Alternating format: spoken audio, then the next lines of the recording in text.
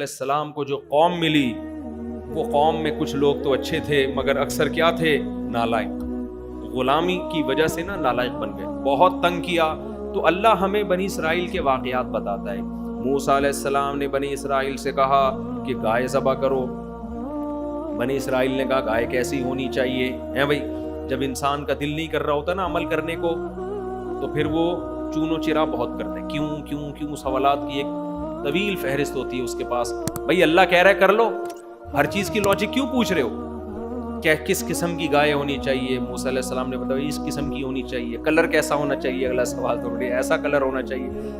اے موسیٰ اس طرح کے تو بہت سارے کلر ہوتے ہیں, ابھی بھی سمجھ میں نہیں آ رہا کیسا ہونا چاہیے. بڑی مشکل سے جا کے ذبح کیا گائے کو, تو ہر جگہ پریشان کیا. لیکن بہرحال بنی اسرائیل میں اچھے لوگ بھی تھے, ان کا بھی اللہ نے تذکرہ بیان کیا. آج کے رکوع میں اللہ تعالیٰ نے فرمایا الم تر الی الملأ من بنی اسرائیل من بعد موسیٰ. موسیٰ علیہ السلام کے بعد بنی اسرائیل میں کئی عرصے کے بعد جا کے بنی اسرائیل میں ایک پیغمبر پیدا ہوئے. ان پیغمبر نے حکم دیا اپنی قوم کو کہ فلاں قوم نے تم پہ ظلم کیا ہے, تمہیں تمہارے گھروں سے نکالا ہے. کئی واقعہ ہے یہ جس کی ہمیں پوری ڈیٹیل نہیں ملتی. تو اب تم اس قوم سے لڑو. اب کیا کرو؟ لڑائی کرو, جہاد کرو اور اپنا علاقہ اپنے قبضے میں واپس لو. نہیں, پیغمبر نے خود نہیں کہا, اس قوم نے کہا پیغمبر سے کہ دیکھیں ہمیں ہمارے فلاں ملک سے نکالا گیا, ہمارے اپنے بچھڑ گئے ہم سے, اس قوم نے ہم پہ ظلم کیا ہے. آپ اللہ سے پرمیشن لیں کہ اللہ ہمیں اس قوم سے لڑنے کی اجازت دے. جہاد کرنا چاہتے ہیں ہم تاکہ اس قوم سے لڑیں اور یہ علاقے ہمارے قبضے میں آ جائیں. وہاں بھی کوئی وظیفوں کا تذکرہ نہیں ملتا کہ بنی اسرائیل نے پیغمبر سے کہا ہو کہ ہمیں اس قوم نے ظلم کر کے چونکہ واپس نکال دیا ہے. اللہ سے پوچھیں کوئی ایسا وظیفہ پتہ چل جائے کہ یہ قوم یہ شہر چھوڑ کے نکل جائے اور ہم دوبارہ اس شہر میں آ کے آباد ہو جائیں. بنی اسرائیل میں اتنی سینس تھی کہ اس قوم سے لڑائی اور پھڈے کے بغیر ہم یہ علاقہ واپس بولو نہیں لے سکتے. سمجھتے ہو اسباب اختیار کرنے پڑیں گے. تو نبی نے اپنی قوم سے یہ کہا کہ دیکھو تمہارے ماضی کے حالات ایسے ہیں جس سے پتہ چلتا ہے کہ اگر میں نے اللہ سے جہاد کی اجازت لے لی اور اللہ نے آرڈر دے دیا تو تم لڑو گے نہیں. پھر تم باتیں پھینکنے میں کیا ہو؟ بولو ماسٹر ہو. تو اس لیے چپ کر کے آرام سے تمیز سے ہنسی خوشی زندگی گزار, کیونکہ حکم آ گیا آرڈر, پھر فرض عین ہو جائے گا. ابھی تو ظلم کر کے تمہیں وہاں سے نکال دیا, دنیا میں نقصان ہوا ہے. اگر اللہ نے حکم دیا لڑو, پھر نہیں لڑے تو کس کا عذاب آئے گا؟ اللہ کا. تو چپ کر کے بیٹھے رہو, کیونکہ مجھے امید نہیں ہے کہ تم لڑو گے, تمہارے اندر وہ گٹس نہیں ہے. آج بھی ایسا ہے, بعض لوگ بڑے دعوے کرتے ہیں لیکن پتا ہوتا ہے کہ یہ پھینکنے کے عادی ہیں, جب پڑے گی نہیں کریں گے. یہ گدوں پہ بیٹھنے والا تھوڑی لڑ سکتا ہے. بہت سے لوگ جہاد کی باتیں کر رہے ہیں گدے پہ بیٹھ کے ایئر کنڈیشن روم میں گدا لگا ہوا ہے, پولٹری فارم کے اس پہ اچھل بھی رہے ہیں اور چائے پی رہے ہیں اور کہہ رہے ہیں یار جہاد کیوں فرض نہیں ہوتا یار, جہاد ہونا چاہیے. جہاد اس طرح کے لوگ جہاد وہ کرتے ہیں جو پہاڑوں میں رہتے ہیں. آرمی میں جب ٹریننگ دی جاتی ہے تو آپ جا کے دیکھو دنیا کی ہر آرمی میں, ہماری آرمی میں بھی. میرے دوست جو فوج میں ہیں, آفیسرز ہیں جو انفینٹری میں ہیں, کبھی میں فون کرتا ہوں کہاں ہے, کہہ رہے جی سبی میں بیٹھا ہوا ہوں. کبھی گلگت کے پہاڑوں پہ ہوتے ہیں, کبھی برف میں ہوتے ہیں, کبھی کہاں ہوتے ہیں. مجھے بڑا ایک جذبہ ملتا ہے کہ یار کچھ بھی ہو ہمارے فوجی الحمدللہ ملک کی حفاظت تو کر رہے ہیں اپنی ذمہ داری سے غافل نہیں. پاکستان نیوی ہمارا جانا ہوا, ہم جب جہاز میں گئے الٹیاں لگ جاتی ہیں انسان. نیوی میں جتنے فوجی ہیں, جتنے بھرتی ہو کے آتے ہیں, سب الٹیاں برداشت کرتے ہیں. جب بھی آپ جہاز میں جاؤ گے پانی کے جہاز میں, یہ جو جہاز ہوتے ہیں جو پبلک کو گھمانے کے لیے ہوتے ہیں, یہ بڑے وی آئی پی قسم کے ایسے یہ بڑے پولے پولے جہاز ہوتے ہیں, ان میں کچھ نہیں ہوتا. جنگی جہاز ہوتے ہیں ان کی لائف بہت ٹف ہوتی ہے. نیوی میں جا کے دیکھو آپ, سمندر میں ایسے سر چکراتا ہے, ایسے الٹیاں. میں نے وہاں پھر فوجیوں سے انٹرویو لیے, ان میں آفیسرز بھی ہیں, کمیشن آفیسرز بھی ہیں. کہتے ہیں زیادہ الٹیاں لگتی ہیں تو پھر خشکی پہ لے جاتے ہیں, پھر واپس لے آتے ہیں. پھر الٹیاں لگتی ہیں, الٹیوں کی گولیاں کھاتے ہیں. پھر جب مرنے لگتا ہے بندہ تو کہاں بھیج دیتے ہیں؟ خشکی پہ. اسی میں زندگی گزرتی ہے. اسی میں زندگی. تو میں نے آ کے حدیثیں دیکھی, کیا نبی صلی اللہ علیہ وسلم نے سمندر کے جہاد کی کوئی فضیلت بیان کی ہے؟ کیا زبردست. حالانکہ ہمارے نبی نے کبھی سمندر پہ لڑائی نہیں لڑی, آپ کے دور میں کبھی نوبت نہیں آئی, مگر پیغمبر کا ویژن دیکھو. آپ کو پتا تھا کہ سمندر پہ لڑے بغیر میری امت دنیا میں اسلام غالب نہیں کر سکتی, میری امت کو سمندر میں لڑنا پڑے گا. اس لیے آپ صلی اللہ علیہ وسلم نے فرمایا, مجاہد کے بارے میں صحیح حدیث ہے کہ جو اللہ کی راہ میں سمندر میں لڑتا ہے اس کا سر چکراتا ہے, اللہ نے اس کے لیے دگنا اجر رکھا ہے. خشکی کے جہاد سے سمندر کا جہاد زیادہ افضل ہے, اور اس میں سر چکرانے کی الگ سے فضیلت ہے. اس سے گناہ جھڑتے ہیں, معاف ہوتے ہیں گناہ. کیونکہ سر جب چکراتا ہے اور الٹیاں آتی ہیں نا, تو بولنے میں اتنا نہیں ہوتا, جب آتی ہیں تو پتہ چلتا ہے انسان کی کنڈیشن کیا ہوتی ہے. تو اللہ تعالیٰ نے بنی اسرائیل کے جو تھے نا, ان پیغمبر نے کہا کہ تم باتیں کر رہے ہو لڑیں گے, لیکن تمہارے کام لڑنا بھڑنا بولو ہے نہیں. بیٹھو, میں اپنے الفاظ میں بیان کر رہا ہوں, آرام سے یہاں ہنسی خوشی زندگی گزارو, شادیوں کو فوکس کرو فی الحال, پیداوار بڑھاؤ. لیکن وہ قوم کہنے لگی, ما لنا لا نقاتل فی سبیل اللہ وقد اخرجنا من دیارنا وابنائنا, ہم سے ہمارے بیٹے چھین لیے گئے, گرفتار ہو گئے, قید ہو گئے, ہمیں ہمارے گھروں سے نکال دیا گیا. بھلا جہاد فرض ہوگا تو ہم کیوں نہیں لڑیں گے؟ لڑیں گے, آپ اللہ اس کے آرڈر تو لے کر آئے. وہ نبی نے اللہ سے دعا مانگی, اللہ نے وحی نازل کر دی کہ ٹھیک ہے, جہاد کی تیاری کرو اور جا کے اس قوم سے لڑو, لڑو گے اللہ تمہیں غلبہ دے گا. اب جس نے یہ جو ہمیں جو اسباق ملتے ہیں نا, وہ میں بیان کرتا ہوں, یہ سمجھنے کا ہے. پیغمبر نے اس قوم پہ امیر بنا دیا, کمانڈر بنا دیا طالوت علیہ السلام. کس کو امیر بنا دیا؟ حضرت, وہ غریب آدمی تھے, ان کو کمانڈر بنا دیا. اب جس نے نہیں کرنا ہوتا نا, وہ ہر بات میں منفی پہلو نکالتا ہے. قوم کہنے لگی یہ امیر بننے کے قابل نہیں. ارے جب تمہیں بنا دیا امیر, جو ہے جیسا ہے, ہر آدمی سے تھوڑی مشورہ لیا جائے گا. کہنے لگے نہیں, یہ تو غریب آدمی ہے, کل تک تو یہ جیسے لوگ کہہ رہے ہوتے ہیں نا, کل تک تو یہ سائیکل پہ گھومتا تھا, آج اسی کو ہمارا حاکم بنا دیا ہے. بھائی لوگ کہہ رہے ہوتے ہیں نا, ایک تاجر ہیں بڑے مالدار, مجھے لوگ کہتے ہیں کل تک تو یہ سائیکل پہ گھومتا تھا, آج دیکھو لینڈ کروزر میں گھوم رہا ہے.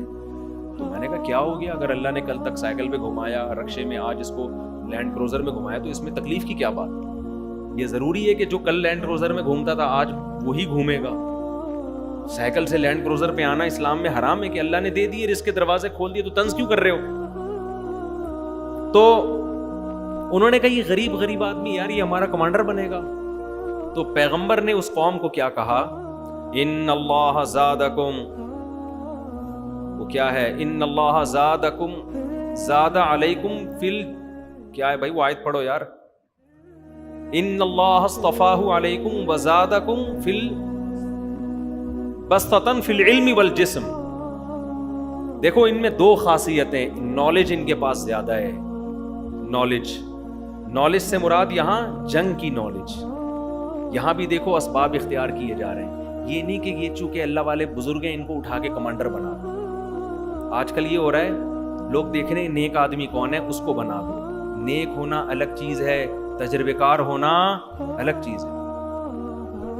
کتنی خاندانی بات کی. آج ہم نے ایک مہمان بلائے تھے نا, بڑی زبردست. میں اکثر بیانات میں یہ بات کہتا رہتا ہوں کہ رسول اللہ صلی اللہ علیہ وسلم نے حضرت خالد بن ولید کو کمانڈر بنایا, حضرت ابو ہریرہ کو کمانڈر نہیں بنایا. حضرت ابو ہریرہ کو حدیثیں یاد کرنے پر لگایا, خالد بن ولید کو حدیثیں جمع کرنے پر بولو نہیں لگایا.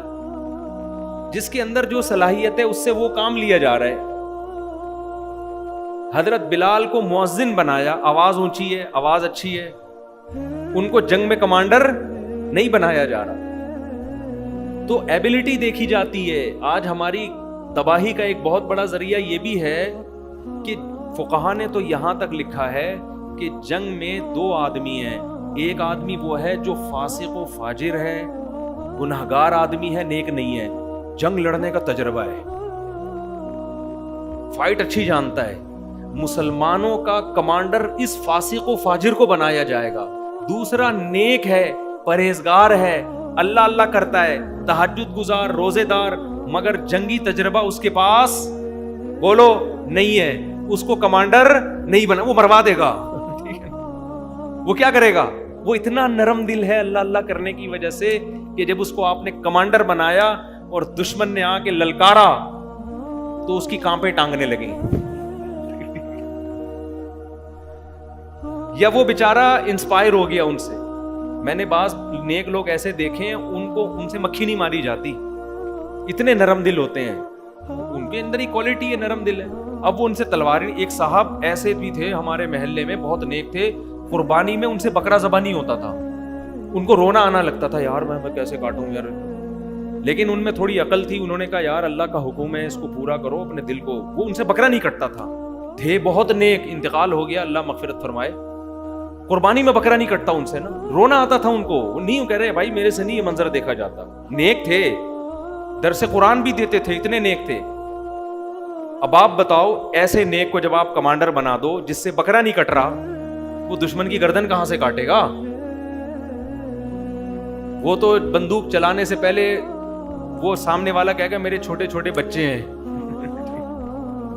کہے گا یار اس کو تو چھوٹے چھوٹے بچے ہیں, یہ نہیں دیکھ رہا کہ یہ سارے کیا کمارے چھڑے چھاٹ ہیں جو ہمارے ساتھ لڑنے کے لیے آئے ہوئے, یہ بھی تو کسی کے بچے ہیں. تو جنگ کے اصول الگ ہوتے ہیں. تو خیر نبی نے کیا کہا کہ دیکھو یہ جو طالوت ہے نا, اللہ نے ان کو نالج دی ہے, جنگ لڑنے کا تجربہ, جنگی امور. نقشے بھی محمد بن قاسم کے بارے میں تاریخ کی کتابوں میں ہے کہ سندھ کا نقشہ ایک دفعہ اس نے دیکھا ہے ایسے, اور اس نقشے کو دماغ میں انسٹال کیا اور کہاں پہنچا؟ دیبل کے راستے سندھ پہنچائے.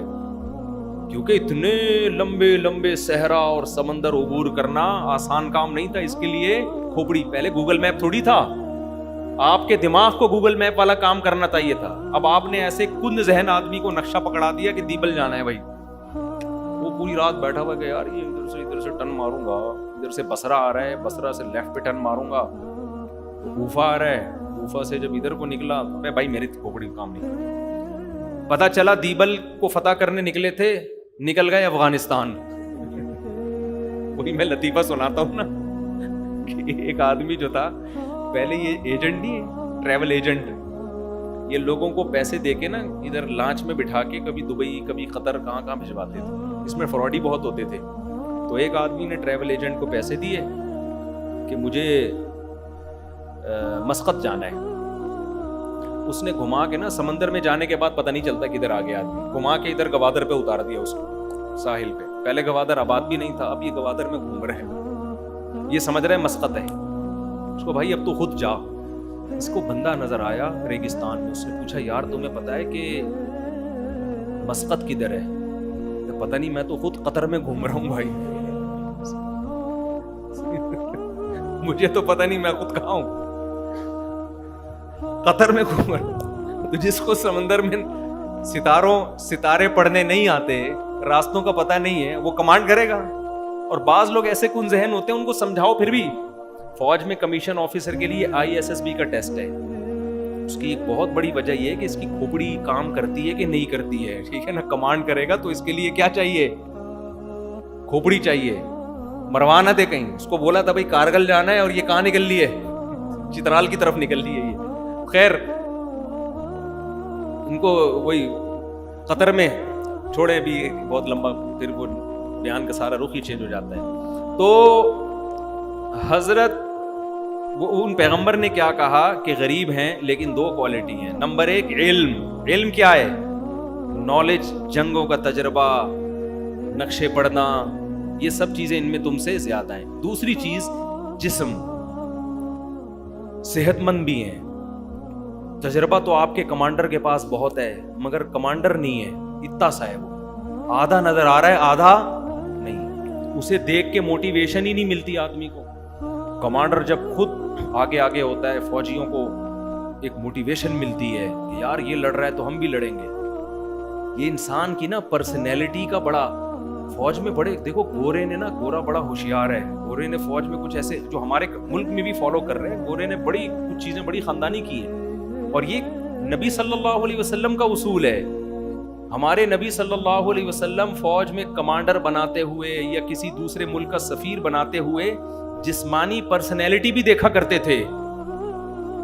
علامہ ابن کثیر رحمہ اللہ نے لکھا ہے کہ نبی نے جتنے سفیر غیر ملکیوں کے پاس بھیجے نا, غیر ملکی بادشاہوں کے پاس, ان میں 2 کوالٹی تھی, سب خوبصورت تھے اور سب کو بولنا بڑا اچھا آتا تھا, تاکہ جب پہلا امپریشن پڑے نا غیر مسلم بادشاہ کے پاس, وہ متاثر ہو جائے, روب میں آ جائے کہ بھائی کوئی بندہ آیا ہے بات کرنے کے لیے.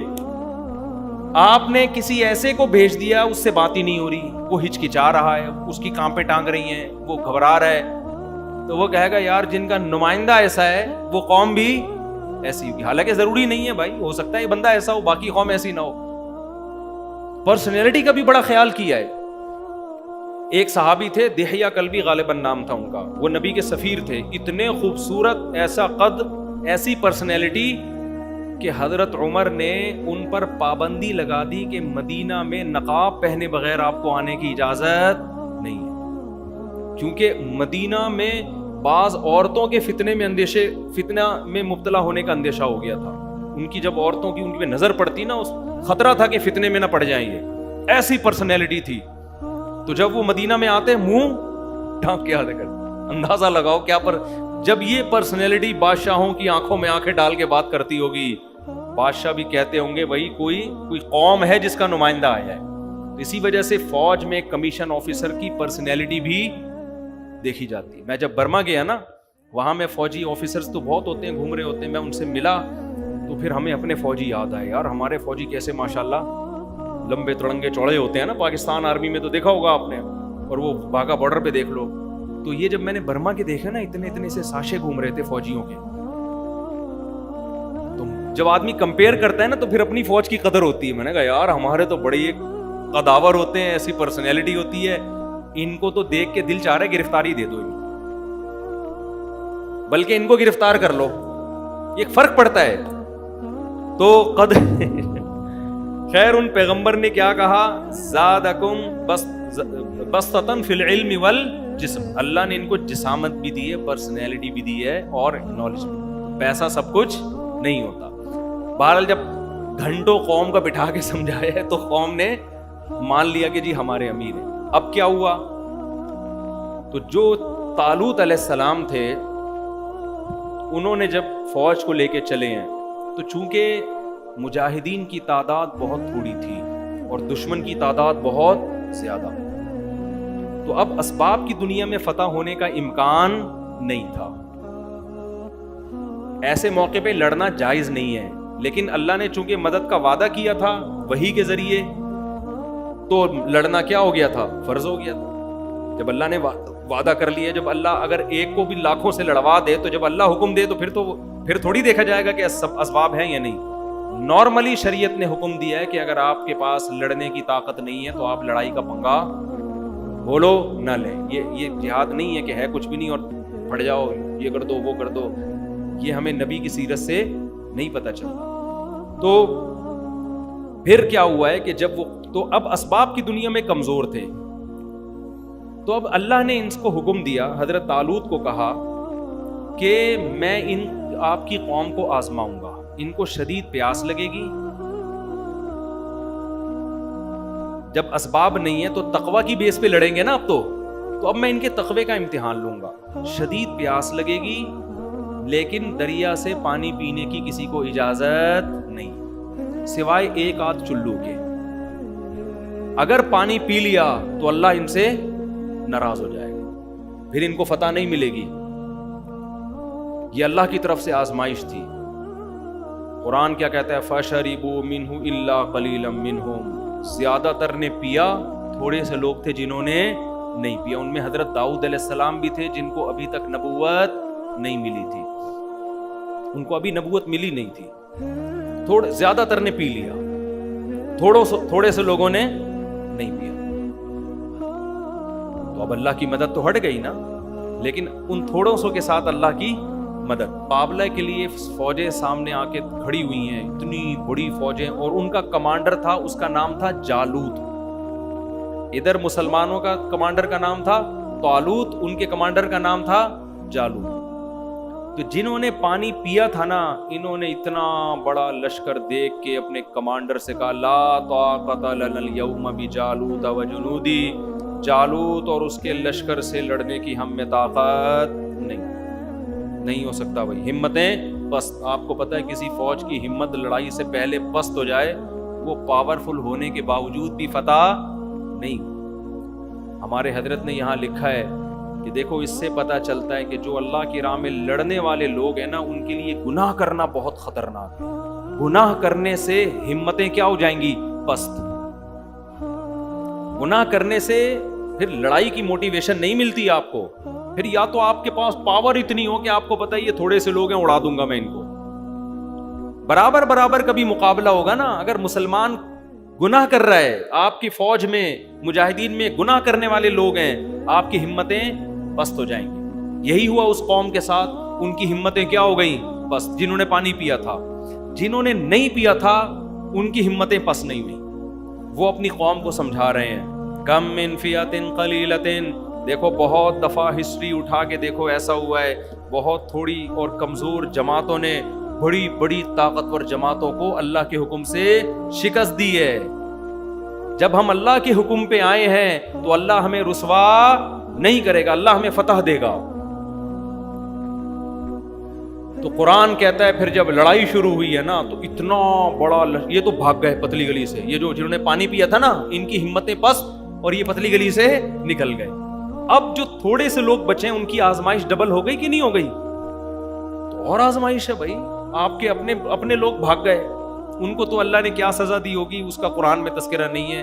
حدیث قرآن میں تو یہ پتہ چلتا ہے کہ جو میدان جنگ سے بھاگتا ہے تو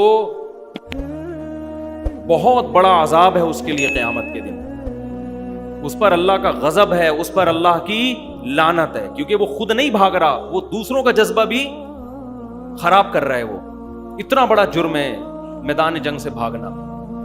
جو اکبر الکبائر ہے نا، اکبر الکبائر، ان اکبر الکبائر میں علماء نے میدان جنگ سے بھاگنے کو لکھا ہے کہ اگر آپ میدان جنگ میں اپنے ساتھیوں کو اکیلا چھوڑ کے بھاگ جاتے ہیں، ڈٹنا ہے آپ نے، وہاں پہ رہنا ہے۔ تو وہ تھوڑے سے لوگ تھے، ان میں حضرت داؤد بھی تھے جن کو نبوت نہیں ملی تھی۔ تو قرآن کہتا ہے کہ جب لڑائی شروع ہوئی ہے تو یہ تھوڑے سے مجاہدین نے اللہ سے دعا مانگی۔ کیا دعا مانگی؟ وہ دعا پڑھتے ہوئے بڑا مزہ آتا ہے، ربنا افرغ علینا صبرا وثبت اقدامنا وانصرنا علی القوم الکافرین۔ اے اللہ ہم پہ صبر انڈیل دے۔ عجیب الفاظ ہیں یہ، نہیں کہ اللہ ہمیں صبر کی توفیق دے دے، اے اللہ صبر کی توفیق سے کام نہیں چلے گا۔ انڈیلنا کسے کہتے ہیں عربی میں؟ فراغت سے یہ لفظ نکلا ہے، فراغت، افراغ۔ فراغت کسے کہتے ہیں؟ کسی چیز کو کسی چیز سے فارغ کر دینا۔ بالٹی میں جب پانی ہوتا ہے نا، تو جب آپ یوں کر کے انڈیلتے ہیں تو وہ پانی سے 2 منٹ میں کیا ہو جاتی ہے؟ فارغ۔ اس لیے انڈیلنے کے معنی میں افراغ کا لفظ آتا ہے، افرغ، انڈیل۔ ایک ہوتا ہے پانی پائپ سے ڈالنا، اس میں تھوڑا پانی آتا ہے، ایک ہوتا ہے پانی کا چھڑکاؤ کرنا۔ سب سے زیادہ پانی کب آتا ہے؟ جب آپ بالٹی لے کے کسی کے سر پہ انڈیل دیں۔ گویا وہ سب مجاہدین دعا مانگ رہے ہیں، اے اللہ اتنی بڑی قوم سے ہماری لڑائی ہے، تھوڑا بہت صبر نہیں چاہیے، ہم بھاگ جائیں گے، ہمارے قدم اکھڑ جائیں گے، ہم نہیں لڑ سکتے، ہم اپنی طرف سے پوری ہمت کریں گے، لیکن تو نے ہمیں توفیق دینی۔ اور کیا توفیق دینی ہے؟ افرغ علینا صبرن، بالٹیاں صبر کی بھر بھر کے ہمارے اوپر انڈیلنا شروع کر دے۔ یہ تو جن لوگوں نے جنگ کا منظر دیکھا ہے نا، ان کو پتا ہے کہ دشمن طاقتور ہو تو میدان جنگ میں ٹکنا آسان کام نہیں ہوتا۔ لاشیں لوگ اٹھا رہے ہوتے ہیں اپنے یاروں کی، کسی کا ہاتھ ٹوٹ رہا ہے، کسی کے چیتھڑے اڑ رہے ہیں، کسی کی آنکھ ضائع ہو رہی ہے، کسی کے پاؤں وہاں پڑے ہوئے ہیں۔ جب دھماکے ہوتے ہیں نا، یہ آسان کام تھوڑی ہوتا، پہلے تو دو بدو تلواروں سے لڑائی ہوتی تھی۔ اتنی طاقتور قوم کے مقابلے میں جب آ کے کھڑے ہوئے تو اللہ سے دعا مانگ رہے ہیں، اللہ ہم تو لڑیں گے، لیکن ہم اپنی طاقت پہ ہمیں اور اپنی ہمت پہ ہمیں ناز نہیں ہے، تو کیا کر، افرغ علینا صبرن، صبر کی بالٹیاں بھر بھر کے ہمارے اوپر انڈیل دے، وثبت اقدامنا، اور ہمارے قدموں کو جما دے زمین کے اوپر, پیچھے نہ پلٹنے پائیں ہم, کچھ بھی ہو جائے. وَانصُرْنَا عَلَى الْقَوْمِ الْكَافِرِينَ, اور یہ لوگ جو تیرے منکر ہیں, یہ تجھے نہیں مانتے ہیں, ہم تو تجھے مانتے ہیں, تو ان کے کفر کا بھی واسطہ دیا جا رہا ہے, اپنے ایمان کا بھی واسطہ دیا. اے اللہ, یہ تیرے ماننے والے نہیں ہیں, یہ تیرے آرڈر پہ ہم سے نہیں لڑ رہے, اور ہم ان سے جو لڑ رہے ہیں کس کے آرڈر پہ؟ تیرے آرڈر پہ لڑ رہے ہیں. تو آج ہم تجھے اس کا بھی واسطہ دے رہے ہیں کہ ہم تیرے ہیں اور یہ تیرے نہیں ہیں.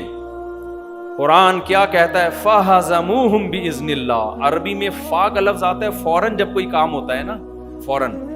انہوں نے ایسی ہمت دکھائی, اوپر سے اللہ نے فرشتوں کو حکم دیا کہ صبر کی بالٹیاں بھر بھر کے ان کے اوپر انڈیلو, پھینکو, اور ان کے قدموں کو میخوں سے زمین میں ٹھوک دو, پیچھے نہ اکھڑنے پائیں. یہ تو تشبیہات ہیں. تو قرآن کیا کہہ رہا ہے؟ ایسی ہمت سے لڑے ہیں. فَهَزَمُوهُمْ بِإِذْنِ اللَّهِ, اللہ کے حکم سے اتنی طاقتور جماعت کو شکست دے دی. اور جو ان کا سب سے بڑا کمانڈر تھا نا, طالوت, دیکھو جب بڑی بہادری کی جنگ ہوتی ہے تو ہر آدمی چاہتا ہے کہ کریڈٹ مجھے ملے, کام مجھے کچھ بھی کرنا نہ پڑے. جو 2 نمبر لوگ ہوتے ہیں نا, وہ یہ چاہ رہے ہوتے ہیں نام ہمارا ہے, تصویریں کھنچوانے سب سے آگے آ جائیں. دیکھا ہوگا آپ لوگوں نے. لیکن جن کو اللہ کی رضا کی فکر ہوتی ہے وہ ان چیزوں کی پرواہ نہیں کرتے. تو قرآن کہتا ہے ان لڑائی کرنے والوں میں جو تھوڑے لوگ, ایک تو بنی اسرائیل ویسے نالائق, پھر جو لڑنے کے لیے آئے وہ اور تھوڑے, ان میں سے بھی زیادہ تر بھاگ گئے. تو جو تھوڑے سے بچے ہوں گے وہ کتنے مقدس لوگ ہوں گے کہ نہیں ہوں گے. اور ان تھوڑوں سو میں بھی بہت سو کی کوشش تو یہ ہوگی کہ بھائی اس جنگ میں بس کسی طرح ہمیں فتح مل جائے, یہ بھی غنیمت ہے. لیکن جس کا یہ جذبہ ہوگا کہ فتح نہیں, میں وہ کام کر کے جاؤں گا جو کسی نے نہیں سوچا, وہ کیا ہے؟ ان کا جو سب سے بڑا کمانڈر ہے نا جالوت, میں اس کو قتل کروں گا. یہ کتنا بڑا جذبہ ہوگا کہ نہیں ہوگا؟ یہ جذبہ کس میں تھا؟ حضرت داؤد میں. قرآن کہتا ہے وَقَتَلَ دَاوُودُ جالوت, داؤد علیہ السلام نے تو تعاقب کیا, کیونکہ جالوت کے ارد گرد سب سے زیادہ بہادر لوگ تھے, وہ خود بھی بڑا بہادر. تو داؤد علیہ السلام نے ایسی مہارت سے لڑائی کی ہے کہ جا کے جالوت کو قتل کر دیا. یہ وظیفوں کی بیس پہ نہیں ہوا, اس کے لیے تیاری تھی, ٹریننگ تھی. آج ہمارے ہاں بزرگی کا تصور دیکھو کیا ہے. بزرگ کی ڈیفینیشن یہ ہے کہ جو نہ چل سکتے ہوں, بیٹھ جائیں تو پولیس آ کے ان کو اٹھائے. اتنے نیک آدمی ہیں, سمجھ رہے ہو؟ اتنے نیک ہیں, حضرت لیٹتے ہیں اٹھ ہی نہیں پاتے, چل ہی نہیں سکتے. میں تو کوئی بزرگ نہیں ہوں بھائی, میں تو بہت ہی گناہگار آدمی ہوں. اب تو میں تھوڑا سست ہو گیا. مجھے یاد ہے پہلے میں وضو کرنے آتا تھا نا, 1 منٹ ہوتا تھا, لوگ دیکھ رہے ہوتے امام صاحب مارکیٹ سے شارٹ ہیں. اچانک میں مصلی پہ ہوتا تھا نا, تو لوگ کہہ رہے ہیں کس ٹائپ کا امام ہے یار. لوگوں کے ذہن میں امام کا تصور یہ تھا خرامہ اپنے گھر کی سیڑھیوں سے چلتے ہوئے آ رہے ہوں, 4 آدمی حضرت کو دھکا دے کے چلا رہے ہوں, ایک نے حضرت کا ناڑا اٹھایا ہوا ہو, دوسرے حضرت نے پائنچے اٹھائے ہوئے ہوں, ٹھیک ہے نا, اور پھر ایسے آئیں. اور عجیب سا ایک ہمارے ہاں جو پیر ہوتے ہیں نا, جاہل پیر, پیروں کی 2 قسمیں, ایک صحیح پیر بھی ہوتے ہیں اور ایک 2 نمبر پیر. 2 نمبر پیروں کو آپ جا کے ذرا دیکھو, کھا کے توندے نکلی ہوئی ہیں. ایک توند قدرت کی طرف سے ہوتی. میں بار بار کہتا ہوں کسی کا موٹا پیٹ دیکھ کر اس سے بدگمان ہونا جائز نہیں ہے, یہ نیچرل بھی ہوتا ہے. میں نے بڑے بڑے علماء دیکھے ہیں, بہت کم خوراک ہے لیکن ان کا پیٹ بہت نکلا ہوا ہے, یہ قدرت کی طرف سے ہے. یہ بات صحابہ میں بھی تھا, تابعین میں بھی تھا, محدثین میں بھی تھا, آج بھی ہے. ڈائٹنگ کرتے ہیں, کم کھاتے ہیں, لیکن یہ قدرت نے ان کو وزن زیادہ دیا ہے. لیکن ایک توند وہ ہوتی ہے جو پھوڑ کے نکلتی ہے. ہدیے, نذرانے, بکرے, دمبے اتنے کھاتے ہیں یار. تم خدا کے بندے کبھی روزہ بھی رکھ لیا کرو. اللہ کے بندو, پیر جمعرات کا روزہ سنت ہے, ایام 20 کا کبھی تو کچھ کم کرو. قرآن داؤد علیہ السلام کی تعریفیں کر رہا ہے, ایسی بہادری سے لڑے. تو کیا داؤد علیہ السلام معاذ اللہ ایسے ہوں گے کہ چلا نہیں جا رہا, بیٹھا نہیں جا رہا؟ سلمہ ابن اکوع رضی اللہ تعالی عنہ صحابی رسول ہے, گھوڑے سے تیز دوڑ لیا کرتے تھے, گھوڑے سے تیز. اور آج ہمارے ہاں مذہب کا تصور کیا بن چکا ہے, جتنا بڑا پوستی سست ہوگا اتنا نیک ہوگا. دم کرا رہے ہوں گے لوگ اس سے. لوگ اس سے کیا کروا رہے ہوں گے؟ دم کروا رہے. اور اگر کوئی جاگنگ کر رہا ہے, گھڑ سواری کر رہا ہے, بھاگ رہا ہے, دوڑ رہا ہے, چست ہے, ہل رہا جل رہا ہے, فضول قسم کا آدمی, بزرگ تو یہ ہو ہی نہیں سکتا. تو یہ اسلام کا کیا کانسیپٹ ہم نے دماغ میں بٹھا لیا ہے. اسلام تو آپ کو فجر کے لیے کیوں اٹھا رہا ہے؟ سلانے کے لیے تھوڑی اٹھا رہا ہے. وہ بھائی یہ ٹائم ہے اٹھنے کا. کامیاب قومیں صبح کے وقت اٹھا کرتی ہیں, ناکام قومیں 12 بجے سو کے اٹھتی ہیں. خیر کہاں سے کہاں بات چلی گئی. میں تو جب یہ آیتیں پڑھتا ہوں نا, میں سوچتا ہوں یار کیا داؤد علیہ السلام کی ٹریننگ کیا ہوگی, وہی کیا تلوار چلانا اور گھڑ سواری جانتے ہوں گے. اور داؤد علیہ السلام کی یہ خوبی ہے کہ قرآن نے جتنا عبادت کا تذکرہ داؤد علیہ السلام کا جس اہتمام سے کیا ہے, میری معلومات کے مطابق کسی دوسری شخصیت کا ایسا تذکرہ نہیں کیا. اس سے پتہ چلتا ہے کہ داؤد علیہ السلام جتنے بڑے کمانڈر تھے اتنے ہی زیادہ عبادت گزار بھی تھے. عبادت بھی ویسے ہی تھی ان کی. آج اگر کوئی لڑائی کے میدان میں آگے ہوتا ہے تو وہ لبرل بن جاتا ہے, وہ مذہب سے بالکل دور, وہ نماز روزے سے غافل ہو جاتا ہے. تو قرآن کہتا ہے وَقَتَلَ دَاوُودُ جالوت, داؤد علیہ السلام نے کس کو قتل کیا؟ جالوت. اللہ نے خوش ہو کے آتاہ اللہ العلم والحکمہ, علم بھی دے دیا, حکمت اور نبوت بھی دے دی, پیغمبر بنا دی اللہ نے. اور اب حکم دیا آئندہ کمانڈر کون ہوگا؟ آپ ہوں گے. اب بنی اسرائیل کی قیادت کس کے پاس آئے گی؟ یہ الیکشن سے سلیکشن نہیں ہوئی. اگر بنی اسرائیل میں جمہوریت ہوتی, کسی مکھنچو کو اپنا کمانڈر بنا دیتے. یہ جمہوریت جو آج کل مارکیٹ میں چل رہی ہے نا, صحیح ہے نا, وہ یہی چل رہی ہے. جو جھوٹ بولتا, سب سے زیادہ نعرے لگاتا, وہی سب سے آگے آتا. تو اللہ کی طرف سے سلیکشن تھی, داؤد علیہ السلام کو کمانڈر بنا دیا, خلیفہ بنا دیا گیا. اور داؤد علیہ السلام کو حکم دیا گیا کہ اب یہ قوم فتح ہو گئی ہے, اب آپ نے دین کا جھنڈا پوری دنیا میں نافذ کرنا ہے, اب آپ جہاد کریں گے. داؤد علیہ السلام لڑتے رہے, پوری زندگی لڑائیوں میں گزری. کمال کی بات ہے داؤد علیہ السلام کی پوری زندگی 3 چیزوں میں گزری ہے. شادیاں بھی دبا کے کی ہیں, بہت کثرت سے شادیاں کی. کیوں؟ نسل کثرت سے پیدا ہو. کیونکہ جنگوں میں جب اتنے لوگ شہید ہوں گے, یہ اگر آپ کی گروتھ ریشو بڑھے گا نہیں تو آپ کی قوم سمٹ کے کیا ہو جائے گی؟ ختم. پاکستان آرمی میں جو جوان اتنی کثرت سے ہے نا, مجھے ایک نیوی کے بہت بڑے کمانڈر نے یہ بات بتائی کہ امریکہ اور یورپ کو اپنی آرمیوں میں اپنی قوم کے جوان بھرتی ہونے کے لیے نہیں ملتے. نہیں آ رہی بات؟ ان کو کرائے پہ دوسری قوموں کے لوگ اپنی آرمی میں بھرتی کرنے پڑتے ہیں. کسی دوسری قوم کا آدمی آپ کی قوم کے لیے اس جذبے سے نہیں لڑے گا, وہ تو کرائے پہ آیا ہے نا. امریکہ اور ان قوموں میں اتنے لوگ نہیں ہیں, جبکہ انہوں نے کہا ہمارے پاکستان میں کیا ہے, لائن لگی ہوئی ہوتی ہے سلیکشن کے لیے. ہر آدمی کہتا ہے مجھے بھرتی کرو, دوسرا کہتا ہے مجھے بھرتی. یہ کیوں ہے؟ گروتھ ریشو زیادہ ہے. اگر یہ 2 بچوں پہ آ گئے نا ہم, تو یہ فیسلٹی ہماری کیا ہو جائے گی؟ ختم. عسکری لحاظ سے کمزور پڑ جائیں گے.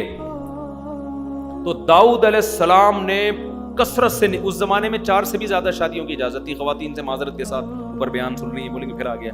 اب کیا کریں, داؤد علیہ السلام نے کی تھی تو میرا کیا قصور ہے اس میں؟ داؤد علیہ السلام نے بہت کثرت سے شادیاں کی, بہت کثرت سے. تمام آسمانی کتابوں میں اس کا تذکرہ ملتا ہے. 3 کام کثرت سے. ایک, لڑائی. پھر اللہ نے خوش ہو کے نا آپ کے ہاتھ میں لوہے کو نرم کر دیا کہ اب آپ لوہا جدھر چاہیں گے مڑ جائے. آپ زرہیں بنائیں. قرآن کہتے ہیں وقدر فی السرد, جنگی ٹوپیاں بنائیں. داؤد علیہ السلام خود اپنے ہاتھ سے جنگی ٹوپیاں بناتے تھے اور جنگی لوہے کے لباس بناتے تھے, تلوار اس پہ اثر نہ کرے. اسباب اختیار کر رہے ہیں. اور پھر قرآن ان کی عبادت کا تذکرہ کرتا ہے. یا جبال اوبی معہ والطیر, اے پہاڑوں, داؤد جب اللہ کی تسبیح کریں, لا الہ الا اللہ پڑھیں, تو اے پہاڑوں تم بھی داؤد کے ساتھ اس تسبیح میں شریک ہو جاؤ. اور قرآن داؤد علیہ السلام کے بارے میں ایک اور بات کہہ رہا ہے, فصل الخطاب, بہترین بات کرنے کا, تقریر کرنے کا ملکہ عطا کیا. جب تقریر کرتے, بیان کرتے, خطابت کے جوہر دکھاتے, لوگوں پر ایک جادو جو ہے نا, وہ ایسے لوگ مبہوت ہو جایا کرتے تھے. ہمارے بہت سے لیڈر ہیں, بولتے ہیں, آدمی کہتا ہے تو بولنا کیا چاہ رہا ہے, تیرے منہ سے نکل کے آ رہا ہے, بولنا ہی نہیں آتا ہمارے اکثر لیڈروں کو. لیڈر میں ایک بہت بڑی کوالٹی کیا ہوتی ہے؟ اس کو بولنا، بولو، آنا چاہیے. بولنا ہی نہیں آ رہا ہوتا ہے. آدمی کہتا ہے یار یہ ہمیں سمجھا رہا ہے، اس کو خود سمجھ میں نہیں آ رہا ہے یہ بول کیا رہا ہے. ادھر ادھر کی پھینک رہے ہیں ادھر کی پھینک رہے ہیں، وہ چور ہے، وہ فلانا ہے، وہ یوں ہے. خیر ابھی ہمیں اپنے لیڈروں کا وہ مقصد ہمارا وہ نہیں ہے. ہم تو داؤد علیہ السلام کی تعریفیں کر رہے ہیں. قرآن کہہ رہا ہے فصل الخطاب، اسپیکنگ پاور عطا کی ہم نے کس کو؟ داؤد کو. کمانڈر میں یہ ضروری ہے کہ جب وہ تقریر کرے تو لوگوں کے دل لرز جائیں، لوگوں کو موٹیویشن ملے. داؤد علیہ السلام تقریر کرتے، آواز اتنی خوبصورت اللہ نے داؤد علیہ السلام کو عطا فرمائی کہ جب وہ زبور کی تلاوت کیا کرتے تھے، وَالطَّيْرَ مَحْشُورَةً، اللہ فرماتے ہیں پرندے ان کی آواز کے گرد آ کے اکٹھے ہو جایا کرتے تھے. اتنی خوبصورت آواز میں تلاوت کرتے کہ پرندے اکٹھے ہو کے سنتے. پہاڑ ان کے ساتھ لا الہ الا اللہ کی صدائیں بلند کرتے. اور حدیث میں آتا ہے بہترین روزہ داؤد علیہ السلام کا روزہ ہے. پوری زندگی داؤد علیہ السلام نے کیسے گزاری؟ ایک دن روزہ اور ایک دن ناغا. ایک دن روزہ ایک کنٹینیو کیوں نہیں رکھے؟ صحت خراب ہو جائے گی، آگے لڑنا بھی ہے. سمجھ رہے ہیں؟ ایک دن روزہ ایک دن ناغا، ایک دن پوری زندگی حضرت داؤد علیہ السلام کا یہ معمول. رات کو 3 حصوں میں تقسیم کیا ہوا داؤد علیہ السلام نے. حدیث میں آتے ہیں، یہ بات روایات میں ہے کہ داؤد علیہ السلام نے رات کے 3 حصے، ایک حصہ خود عبادت کرتے، سو جاتے، گھر والوں کو جگاتے، بچوں کو جگاتے. اس طرح سے 3 حصے. پورا گھر رات کو کس میں مشغول ہوتا تھا؟ عبادت. تو یہ وہ لوگ تھے بھائی جنہوں نے دنیا میں بڑے بڑے کارنامے سر انجام دیے. قرآن کہتا ہے داؤد علیہ السلام کو ہم نے بیٹا دیا سلیمان. صحیح ہے نا؟ اور ہم نے کہا آپ کے دنیا سے جانے کے بعد آپ کے مشن کو کون سنبھالے گا؟ بولو سلیمان. اور وہ ان کے اللہ نے واقعات بیان کیے، ان کو ان سے بھی زیادہ کمالات عطا کی اللہ تعالیٰ نے. اور کمال معذرت کے ساتھ شادیاں انہوں نے بھی بہت کی. یہ میں اس لیے کہہ رہا ہوں کہ زیادہ شادیاں کرنا یہ انسان کے 2 نمبر ہونے کی، عیش پرست ہونے کی علامت نہیں ہے. یہ پیغمبروں کی سنتیں ہیں. یہ تو اسلام نے 4 کی پابندی لگا دی ہے، 4 سے زیادہ الاؤ نہیں ہے. اسلام سے پہلے جتنے بھی مذاہب دنیا میں تھے آسمانی، ان میں 4 سے بھی زیادہ کی اجازت تھی. تو سلیمان علیہ السلام کی 100 بیویوں کا ذکر صحیح ہے بخاری میں ہے. سمجھتے ہو آپ نا فری ہونے کی. میرے پاس ہمارے ایک شاگرد تھے بہت باریک سے نا، میں ان سے مذاق بہت کرتا تھا. بس یہ آخری بات کر کے بیان ختم کرتا ہوں. بہت دبلے پتلے نا، تو میں طلبہ کو ایسی 4 شادیوں کی باتیں شروع کر دیتا تھا. میں وہ بڑے شوق میں نا جوش میں آ جاتے نا، ایسے کر کے کیوں کر کے نا سن. میرا ان سے مذاق تھا، ناراض نہیں ہوتے تھے. میں ان سے کہتا بھائی دیکھو آپ برائے مہربانی آپ اس تقریر سے متاثر ہونے کی کوشش. ارے کیوں استاد جی؟ میں نے کہا یار دیکھو سمجھا کرو بات. میں نے کہا گلوکوز کی بوتلوں کا پہلے سے انتظام کرنا. وہ بھی ہنستے تھے، برا نہیں مانتے تھے. تو میں ان سے کہتا تھا آپ ایک دم جوش میں نہیں آؤ. تو بعض لوگ 100 شادیوں کو سن ایک دم جوش. بھائی آج کل صحتیں اتنی نہیں ہے، اور ویسے بھی اجازت بھی نہیں ہے. تو اپنی صحت کو دیکھ کے جذبہ، ہم تو بیان کریں گے 4 شادیوں پر، لیکن آپ نے اپنی صحت کے بارے میں آپ خود جانتے ہو. ایسا نہ ہو میرا بیان سن کے آپ کر لیں اور اس کے بعد کہیں یار یہ ایک عذاب میں ڈال مفتی صاحب نے ایک مصیبت میں ڈال دیا. مجھ سے لوگ پوچھ رہے ہوتے ہیں آ کے، جب دوسری شادی کا مشورہ دیتا ہوں نا میں. ایک دن ایک صاحب آئے، میں نے ان کو سمجھایا، کہہ رہے میں بیوہ سے کر رہا ہوں، یہ وہ نا پوری بات ہو گئی. پوچھنا چاہ رہے تھے، ان کے منہ سے نکل نہیں رہا تھا. تو مجھے کہتے ہیں یار وہ ایک بات آپ سے کرنی ہے ذرا اکیلے میں. میں نے کہا آ جائیں بھائی، چھاؤں میں آ جائیں. کہہ رہے ہیں وہ خوراک ذرا بتا دیں گے. میں نے کہا بھائی یہ روٹی کھاتے ہیں، اور تو ہمیں کوئی خوراک معلوم. صبح پراٹھا کھا لیتے ہیں انڈے کے ساتھ، دوپہر کو روٹی، یہی ہے. اور تو یہ حکیموں سے رابطہ کرو. تو کہاں سے کہاں بات چلی گئی میرے بھائی. تو داؤد علیہ السلام کی پھر اللہ نے خلافت قائم کی. آج یہودی ڈیوڈ نام رکھتے ہیں نا داؤد علیہ السلام. ازبکستان ہمارا جانا ہوا، یہودی کہتے ہیں کہ وہاں داؤد علیہ السلام کی قبر ہے. مجھے نہیں پتا ہے یا نہیں ہے، لیکن یہودی بہت جاتے ہیں آج بھی وہاں. ہمیں بھی بتایا گیا قبر ہے، ہم تو نہیں گئے وہاں پہ. ہم نے کہا پتہ نہیں ہے بھی کہ نہیں ہے. تو لیکن یہ کہ یہودی کہتے ہیں. ازبکستان ہے نا رشیا کی آزاد ریاست. تو میرا سفر ہوا ہے وہاں پہ. اور تو وہ کہتے ہیں کہ داؤد علیہ السلام کی وہاں قبر ہے. یہودی بہت جمع ہوتے ہیں وہاں پہ, واللہ عالم ہے یا نہیں, اللہ ہی بہتر جانے. یقینی طور پر تو اللہ نے صرف نبی صلی اللہ علیہ وسلم کی قبر کو محفوظ کیا ہوا ہے. تو یہ واقعات ہیں بھائی, جس بہت سارے اور بھی مضامین تھے, پھر کل بیان کریں گے انشاءاللہ اس کو. ان واقعات سے ہمیں سبق کیا ملتا ہے کہ دیکھو ہمیں بھی ان لوگوں کی زندگی سے سبق حاصل کرنا چاہیے. سب سے پہلی اس میں جہاد کی اہمیت پتہ چلتی ہے. تو ہمیں اپنی فوج کو موٹیویٹ کرنا چاہیے. فوج کی اس طرح سے برائی کرنا کہ فوجیوں کا جذبہ ہی ختم ہونا شروع ہو جائے, یہ طریقہ کبھی بھی ٹھیک. کوئی عیب ہے بیان کرو, اصلاح کی کوشش کرو, لیکن یہ کہنا یہ ہے ہی چور, یہ ہے ہی ایسے, اس کا نقصان یہ ہوگا کہ جو آپ کے لیے لڑ رہا ہے نا میدان میں, اس کو موٹیویشن نہیں ملے گی. لوگ کہتے ہیں ہم ان فوجیوں کو تھوڑی کہتے ہیں, ہم تو ان کے افسروں کو کہتے ہیں. بھائی جو ماتحت ہوتا ہے وہ اپنے افسروں ہی کے کہنے پہ آگے لڑ رہا ہوتا ہے.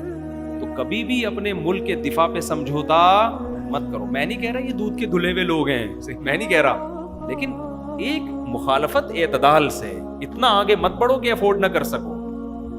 سمجھ رہے ہو؟ تو جہاد کی اہمیت بھی اس سے پتہ چلتی ہے.